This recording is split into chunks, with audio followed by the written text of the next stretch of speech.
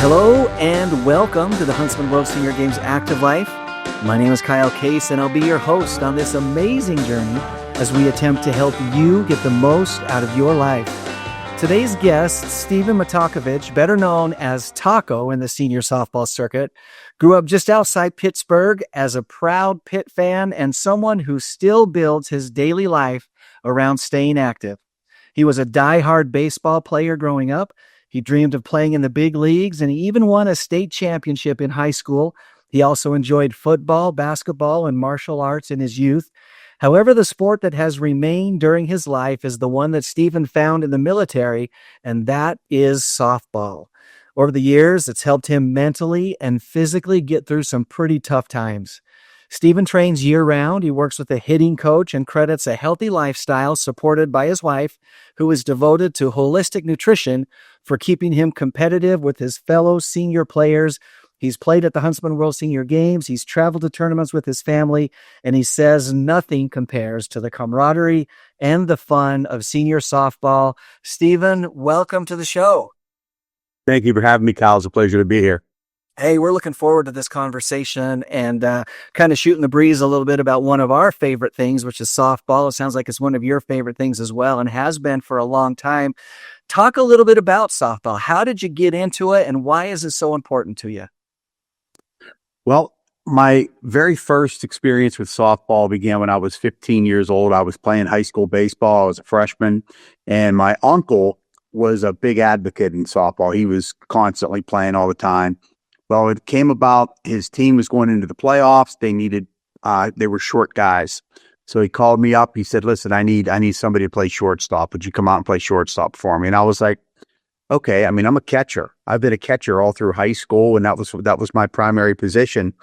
And I said, okay, yeah, I'll play. And I'm thinking to myself, you throw the ball underhand 7 miles an hour. How hard can it be? And I went there and I showed up and I went like 6 for 6 and I played phenomenal on the field and I loved it. And I was like, oh, this is great. I'm like, when's the next game? He's like, I'm not going to need you. The rest of our guys will be back. So that was it for me, at that point. And once I got into the military, I started playing all the time. And in the military, anybody who watches this that's in the military knows that your commanders are big on competing with the other battalions and, the squadrons. So it's a big deal to have bragging rights that, oh, my softball team won, or my flag football team won, or my basketball team won. So I had an opportunity at that point in the Air Force to play at all kind of different fields across the country, in different countries. And that was where it all really got started for me. It sounds like softball, I mean, there's no question it's been a big part of your life. You've even mentioned that softball has gotten you through some really tough times. Mental health, physical health, all that kind of stuff. Talk a little bit about some of the ways that softball has made an impact on your overall life, aside from just the fun of being on the field and having a great time. Well, let me say this. You figure I started softball when I was 15. I'm 57 now. So we're looking at 42 years. And during those 42 years, I've lived in many different states, many different homes. I've had probably 30 cars, 20 pets. So a lot of things have been different. The only thing that has been my main constant is softball that has been with me all this time. Softball is something that has been a strength for me. I mean, I think I'm better now as a senior than I was when I was younger, because now I actually put more thought into the game. I prep more for the game. When I was younger, it was just natural ability. I just went out there and did my thing. And, I dressed, I showed up 10 minutes before the game, threw a couple pitches, went out, did my thing. Now my whole off season, in season, morning, noon, and night is surrounded around softball.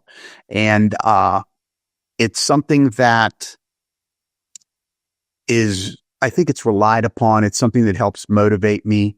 I have the benefit with my wife being a, holistic herbal provider that I'm on pretty much a strict diet. I'm on a strict supplement regimen. I'm on a lot of different tinctures and things that help me health wise. It keeps me healthy, but it also being out on the field. As soon as when you walk out there and you're in the sun and you just get a different mental clarity about yourself, and you're able to focus more, and it helps me get through the day. It helps me plan my day about, okay, what am I going to do? I'm going to go work out, or I get an appointment with Steve Parker, who's my hitting coach. I go and I hit with him, or everything that I do, I kind of is focused towards that.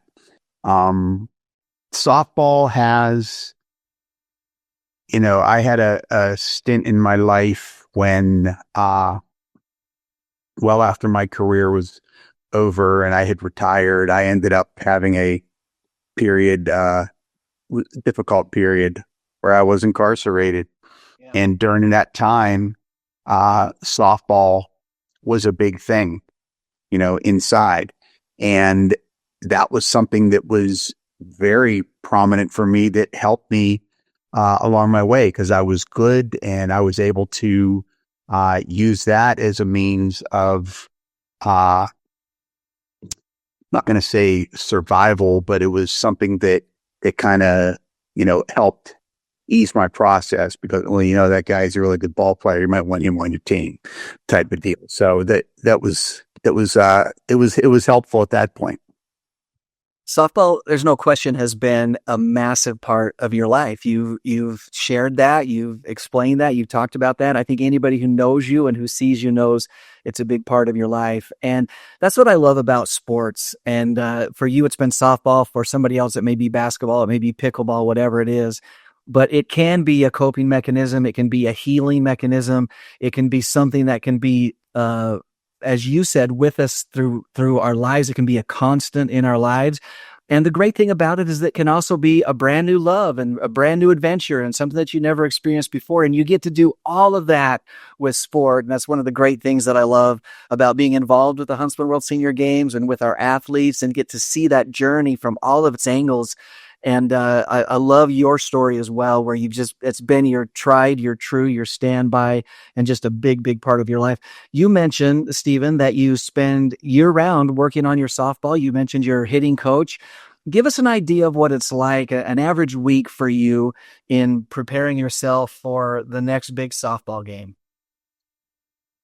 So during I get up, a lot of guys that play senior ball, they're retired, or, they live in Florida for the winter time. I'm still up here in the suburban Michigan, suburban Detroit, Michigan area.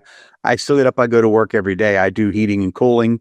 I'm up at 6:00 in the morning. My wife is up at 6:15, and I come down. I get the coffee going. Everything is an herbal coffee that we get shipped to us from Costa Rica. And from that point on, my wife does meal prep.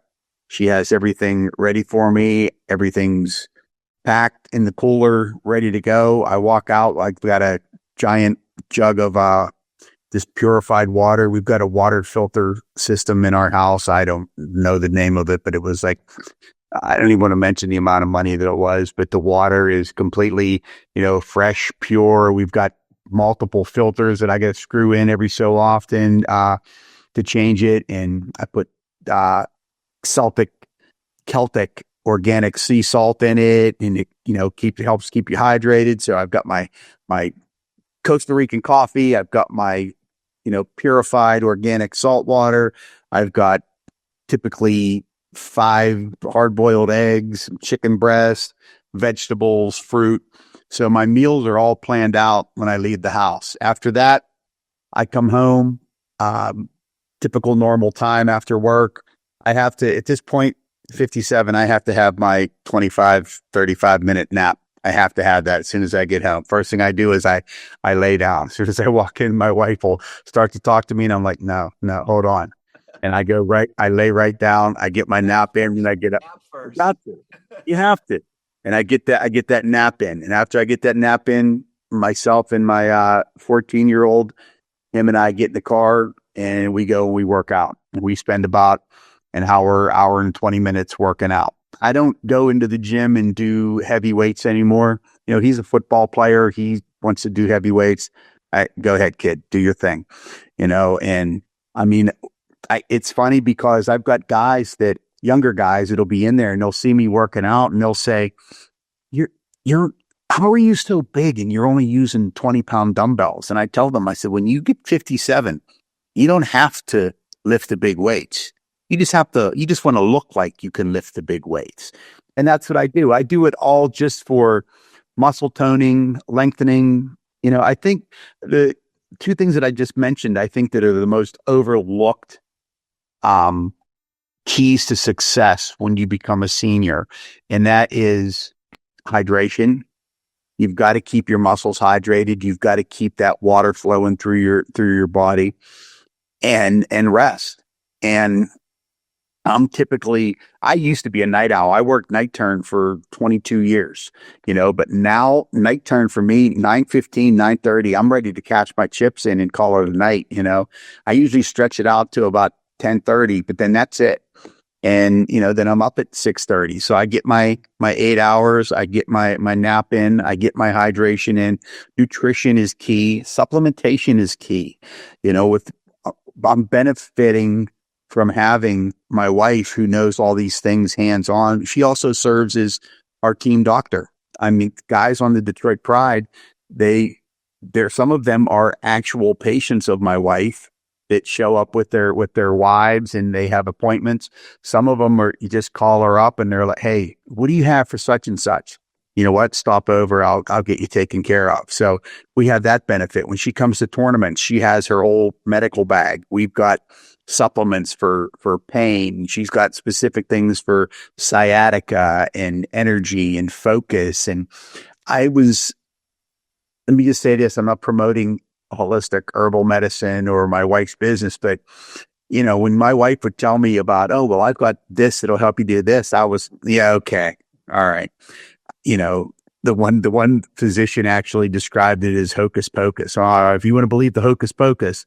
And I supported my wife, and then I started taking this stuff, and then I was like, holy smokes, I can actually see better when I take this stuff. My vision is improved. My focus is better. My clarity is better. I've got much more energy. I'm not tired. My back doesn't hurt. And that's something else. Supplementation, rest, hydration, stretching and toning is far more important than heavy weights and strength. When people say, oh, you strength train, I kind of strength train, but I'm more geared towards, keeping my muscles toned, lengthening my muscles, and making sure that I'm staying limber. So those are the most important components, I think, where physical fitness has changed as you age as to when you're younger.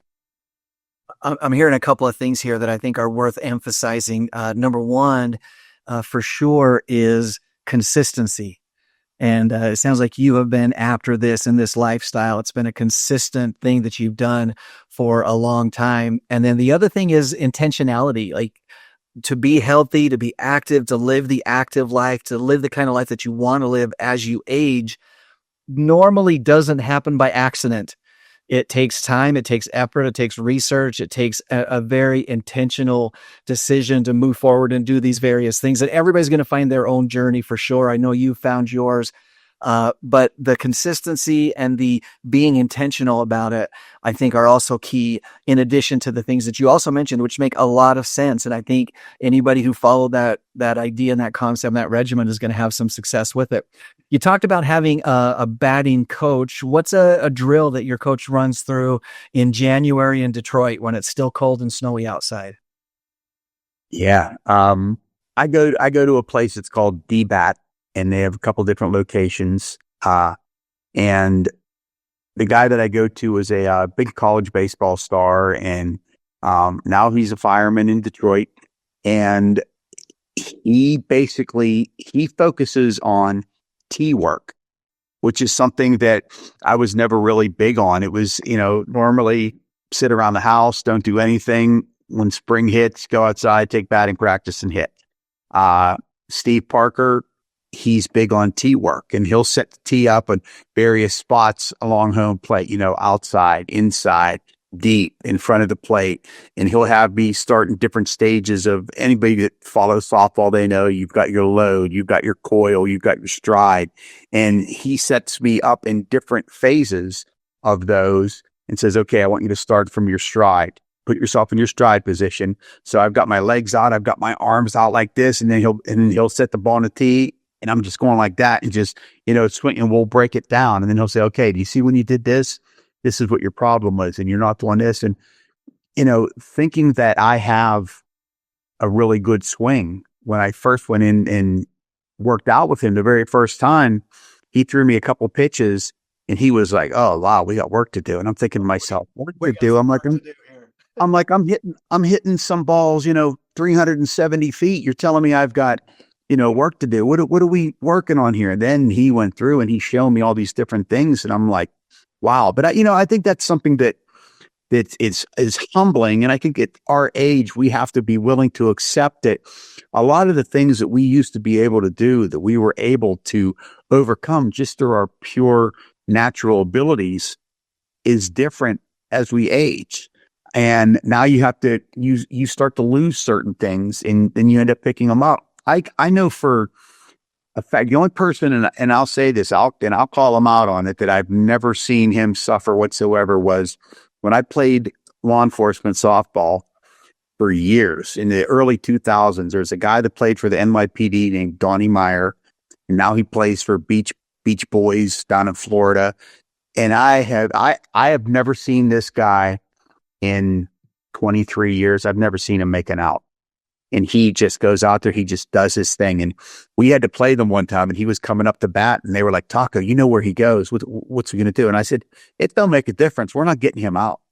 So we are not going to get him out. And we didn't. He was like 7 for 7 that game. We never got him out. But it's just, other than him, everybody I know that I talk to, that as they age, it's, well, I can't do that like I used to. And I thought he may do something different than what he used to do. But for me, it's a constant, which is I videotape myself all the time with my phone.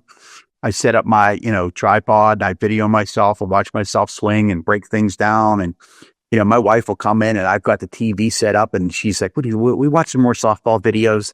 I'm like, yeah, and I watch myself, and I'm watching myself hit, and I'm breaking it down in slow motion. And I'm like, well, look, I'm casting right here. I got my hands too far out. I got to have my hands tighter in, and just picking stuff out, or I'm rolling my front foot over before I should, or I'm not pivoting. I'm not getting good weight distribution. I pick these things up, and then when I go, I tell Steve, hey, I watched this video from the last time, and this is what I was doing. And then we'll focus on different drills like that. So he's got a variety of drills. And when I walk in, he'll say, okay, what do you want to work on today? And I'll say, you know what? I think I need to work on get my hands through the zone quicker. All right. And then we'll, if he's hooking up a band to me and, making it to where I'm struggling, then I get my hands through quicker, or stuff like that. It's a lot of fun. I'm there for an hour. I try to go maybe twice, maybe 3 times a month. And my son is going to be getting ready for baseball here this year, and I'm going to start taking him out there too. And then we'll be out there for 2 hours, and it's great. It's great. And that's another thing that's good too, that keeps me motivated is, my kids are mid-30s, mid-20s.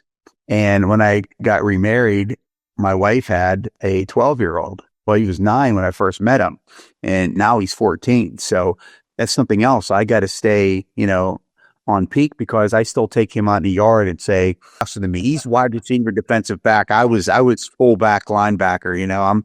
I'm not built to run after people. I'm built to run through people. So I have to teach him different, finesse techniques about, you got to get rid of this, do this and that. So it works out. But he's a martial artist also. So as far as getting your hands off, he's quick with that stuff. Yeah. So, but it keeps you focused. I said once before, when I was in Utah and I was talking to somebody, a body in motion tends to stay in motion, and a body at rest tends to stay at rest. And if you think young and you stay active and you keep moving, you're going to continue to function that way. I think you have just nailed it. That is what senior sport is all about. That is what the active life is all about. That's what's living to your potential is all about. We got about 2-3 minutes left. I want to talk a little bit about friendship. The mission of the Huntsman World Senior Games is to foster worldwide peace, health, and friendship. You have found through softball some incredible connections and been able to make friends and keep friends. Talk about how important that is, especially for a man and as we age. First off, anybody that's watching this, I am not getting paid by the Huntsman Games to say all this stuff. But let me just tell you that there is nothing like the Huntsman Games.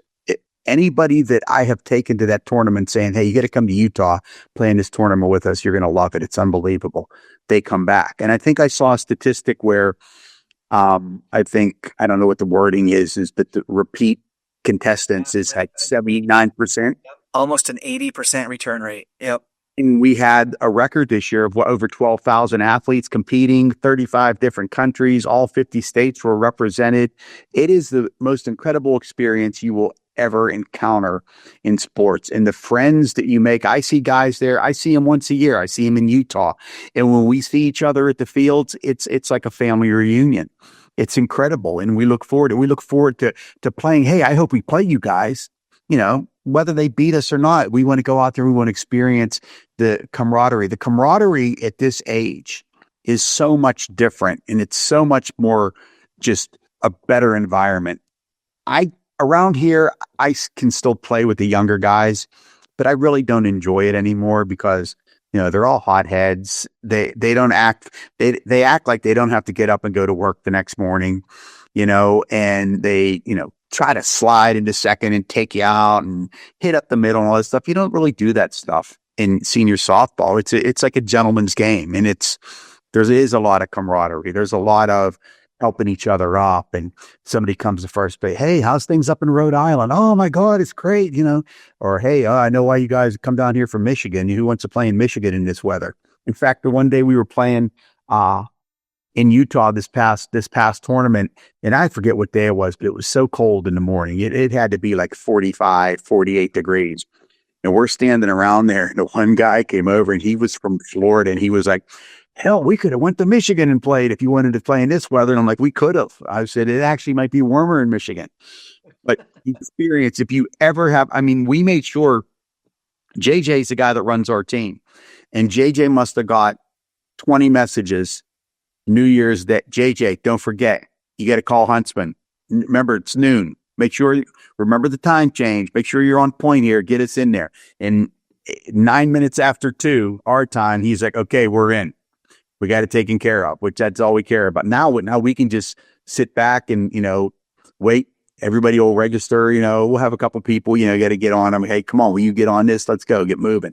But it's such an experience. The drive, you land in Vegas and then you drive to St. George.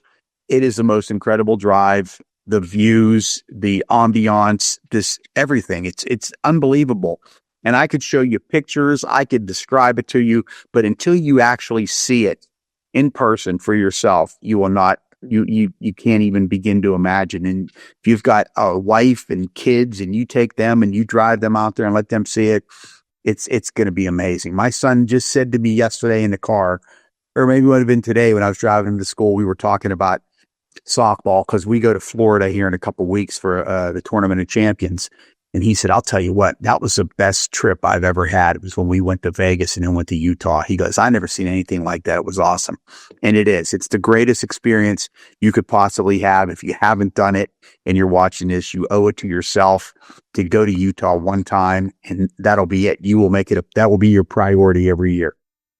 Stephen, thank you. We're so happy that you feel that way. We hope that all of our athletes feel that way. There is something special about the Huntsman World Senior Games and about this community, the area, the red sandstone, the sunshine, everything comes together to make just a beautiful experience. You talked about family reunion. We hear that phrase over and over and over. And we just want to say thank you so much for being a part of it, for being a part of our Huntsman World Senior Games family, and keep up the good work. And we look forward to seeing you here next October. Let me just say one more thing. That's it. You mentioned it. The people in the St. George community, they're unbelievable. When they see you and you have your lanyard on, they come up and they're like, hey, where are you from? What are you doing? What sport are you in? is this your first trip? Oh, and it says right on our tag how many times you've been there. Like, oh, you've been here 4 times. That's awesome. We're so great. The people in St. George, they're just incredible. And it's just an incredible experience. Everything there, just the community. It's fantastic. You walk into a post office to get something. They're like, hey, how'd you guys do? It's great. It really is. I appreciate it. There is something special about it for sure. We feel it as the staff. We get to live here, but we love it when the athletes come in, and the community really does open up their arms and embrace the athletes. And it's an incredible experience. So again, thank you so much, Stephen. Thank you for having me, Kyle. It's been my pleasure. I look forward to seeing you next year. We look forward to it for sure. Just a couple of things to wrap us up here really quickly. It is a brand new year. It's time to set those New Year's resolutions. Why not include the Huntsman World Senior Games in your set of goals and be a part of it, just like Stephen has been? Team registration has already opened, as was mentioned. Individual registration opens on March 1st. The games are going to run from October 5th through the 17th for 2026. So please put that on your calendar. Remember to tune in live next and every Thursday at 5:30 p.m. Mountain Time on AM 1450 or FM 93.1 for the Huntsman World Senior Games Active Life. We take this live show and turn it into a podcast, and you can find this podcast wherever you find your favorite shows. You can also find this and previous shows right on our website at seniorgames.net. So check that out. Today's inspirational thought comes from naturalist Charles Darwin, who once said, "It's not the strongest of the species that survives, nor the most intelligent, but the one that is most responsive to change." Until next Thursday, stay active.